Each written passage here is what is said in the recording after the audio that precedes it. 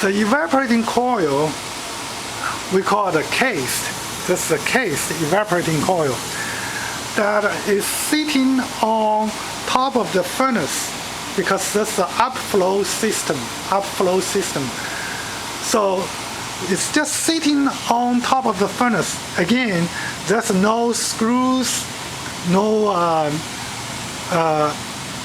you don't need to have screws or bolts or whatever.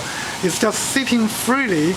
Actually, it's not freely because inside the furnace there's a flange that goes right inside of the opening of the evaporating coil case.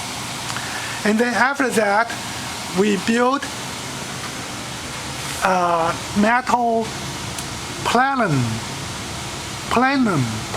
That's what we call the plenum here. That's connecting the evaporating coil with the top ducts we call the cabin. So that's plenum connecting the coil with cabin here. And this one here, we do need to have screws to connect that. It's not sitting freely, so we do need to have screws to connect that. Again, to build this plenum is very simple here.